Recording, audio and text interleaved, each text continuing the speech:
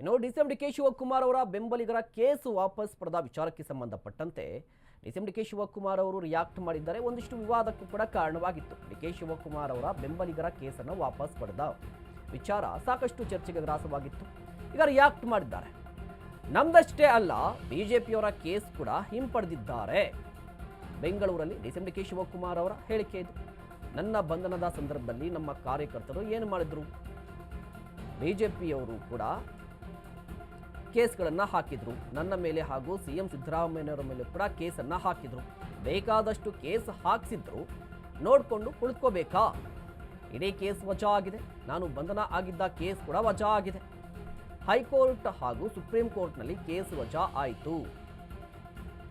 ಇದೊಂದೇ ಅಲ್ಲ, ನೂರಾರು ಕೇಸ್ ವಜಾ ಮಾಡಿದ್ದೇವೆ ಅಂತ ಡಿ.ಕೆ ಶಿವಕುಮಾರ್ ಹೇಳಿಕೆಯನ್ನು ಕೊಟ್ಟಿದ್ದಾರೆ.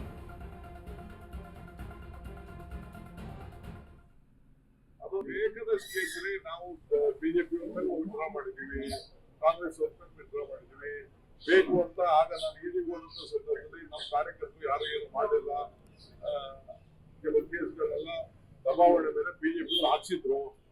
ಅದನ್ನ ಖಂಡಿತ ನಾನೇ ಹೇಳಿದ್ದೀನಿ. ಎಷ್ಟೋ ಈಗ ಕೋವಿಡ್ ಸಂದರ್ಭದಲ್ಲಿ ನನ್ನ ಮೇಲೂ ಕೇಸ್ ಹಾಕಿದ್ರು ಬಿಜೆಪಿ. ಚೀಫ್ ಮಿನಿಸ್ಟರ್ ಮೇಲೆ ಕೇಸ್ ಹಾಕಿದ್ದಾರೆ.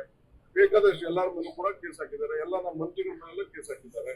ನಾವು ನೋಡ್ಕೊಂಡು ಕೂತ್ಕೊಳ್ಳೋಣ. ಬೇಕಾದಷ್ಟು ಪ್ರತಿಭಟನೆ ಮಾಡಿದ್ದಾರೆ. ರೈತರಿಗೋಸ್ಕರ ಮಾಡಿದ್ದಾರೆ, ಭಾಷೆಗೋಸ್ಕರ ಮಾಡಿದ್ದಾರೆ, ನ್ಯಾಯಕ್ಕೋಸ್ಕರ ಮಾಡಿದ್ದಾರೆ. ಇವತ್ತು ಯಾರೋ ನಾನು ಈಗ ಇಡಿ ಕೇಸು ನನ್ನ ಮೇಲೆ ವಜಾ ಆಯ್ತು. ಇಡಿ ಕೇಸ್ ಇದ್ದಿದ್ದು ನಾನು ಯಾವ ಕೇಸ್ ಬಂಧನ ಆಗಿದೆ ಅದು ನಮ್ಮ ಹೈಕೋರ್ಟ್ ಅಲ್ಲಿ ಸುಪ್ರೀಂ ಕೋರ್ಟ್ ಅಲ್ಲಿ ನಮಗೆ ವಜಾ ಆಯ್ತು.